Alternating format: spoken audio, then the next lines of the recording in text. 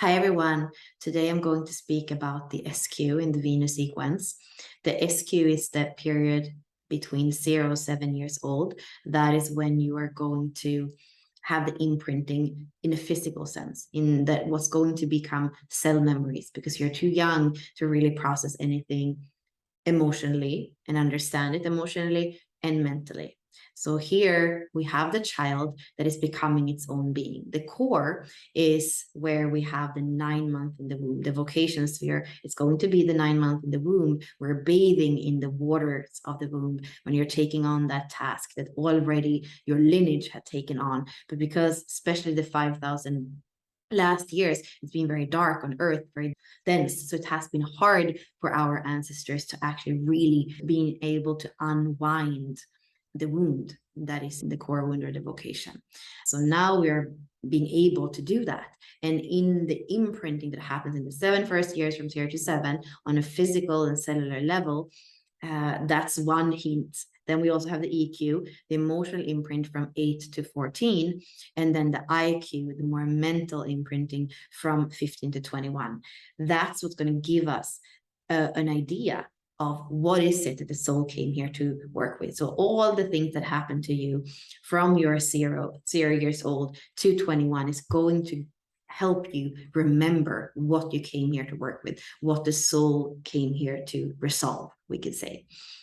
So in the 7 first years, we have the SQ. And what's important to remember here is that this is what our inner child needs, because it was what the child needed. And especially you can see it in the line of the SQ. And you can get also more information by looking at the key. And at this point, when we come to a certain level of awareness, we have to let go of making our parents responsible for our life. We are stepping in and we are becoming that divine parent for ourselves. So it is about reestablishing the relationship with the inner child. And maybe you haven't not really even gone there. You might not even want to acknowledge that there is a child inside of you. Maybe you've done a lot of work and gone back to that inner child, and maybe the inner child isn't completely even trusting you yet. The work is to become aware of the inner child, to reestablish a connection, and then become the parent, the responsible parent for that child. So if you have a first line SQ, it is about rhythm, routine, security. It's physical in the sense of it's that basic. The cradle and holding the child in your arms and having the child feel the heartbeat is that physical connection that we have. So that is something that can continue your whole life, where you don't feel safe, you don't feel cradled. So as a parent to yourself, you need to give yourself that first line, those keywords that are there, that are telling you about that foundation, about that safety, about that routine that makes you feel like there's structure and you can trust, right? That is important. And then you can look at the gene key and the gift, especially, and you understand that that's also something that's going to possibly be what you are going to use to have that inner child listen to you again. So for me, for example, the gene key is 61, so inspiration. So when I am inspired and I feel into what, both on a physical level and a kind of childlike level, what inspires me, that's one way for me to connect with that inner child.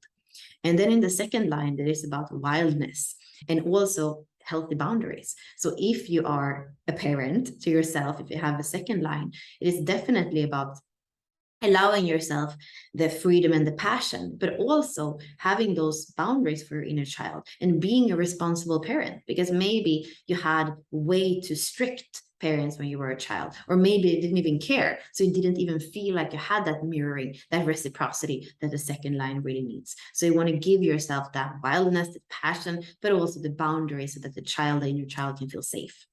If you have a third line, it's all about playfulness, about pleasure and understanding, because this is a child that is not here to live with an agenda. It's a child that is here to be in trial and error, to be in humor and laughter. And you want to be a parent that provides that, a parent that brings in pleasure and fun into the life of the child. And also that you don't shame it. It's super important with the third line. If you have a fourth line, which is my line, it's going to be about kinship and community and about trust. So you want to bring the child to those relationships, both between you and the child and to others, where there is trust, where there is kinship, where there is this coming across with your truth from the heart to the other. That is so important for the fourth line child. And if you're almost always alone, it's not going to be happy. And if you're always with people, it's not going to be happy. It's that healthy, when am I alone? When am I together? Who can I trust? Who is there for me? Who is part of that community? Beings that love to do things together. And if you have a fifth line SQ, that is called role models with integrity. So what your inner child needs is a parent that is in integrity, a parent that is not corrupted, a parent that is strong and that shows up. Because the fifth line is going to be the most powerful and impactful of all of them. And it also means that your inner child is here to grow up to be powerful and impactful. So you want to be impeccable in that sense. And also there can be something about projection. So it's important for you as well to have that kind of respect with the child, that it's not just to blame the other. There has to be also a respect in the relationship. That's very important for the fifth line. And if you have a sixth line SQ, the child needed patience. The child needed space. It's a child that's very sensitive, a child from the future. The sixth line is all about the future. So possibly if you have a sixth line SQ, you didn't have that. You had to be in an environment that wasn't ideal for you. So now as a parent for an inner child that is a sixth line, you need to give the child that space, that time, and see what's the timing of this child. It's almost like it's going back to the first line about the rhythm. Here you have to see what is the environment, what is the timing, what is the people and the values that are going to support this child as it's going to evolve into that being that is going to be an example of what takes us into the future. So it's the parent that has to be really perceptive to listen to that child. There's so much wisdom in it. And it's going to require that trust as well with the child. It's very important with the sixth line that the child feels that you are seeing in the same direction and that there is like a vision that you have together. So here we have done the progression from the first line to the sixth line in the SQ.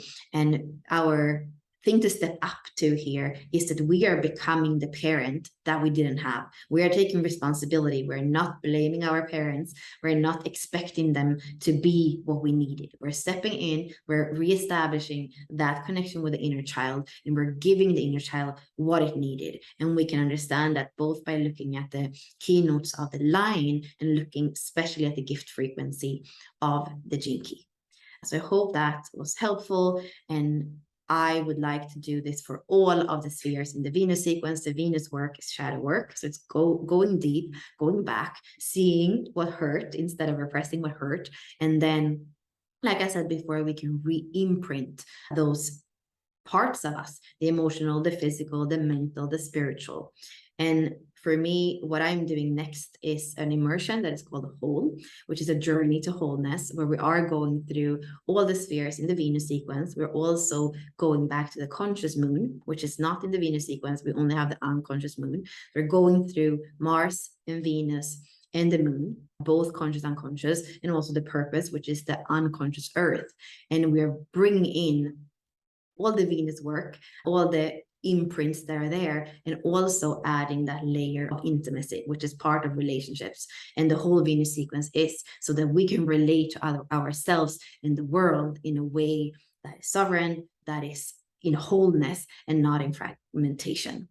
So I'm looking forward to that, and you can follow me in the next few spheres where we're going through the lines as well, or reach out to me if you're interested in the whole immersion. That's a 4-month journey that we are going to do from the end of this month all the way to January. Thank you.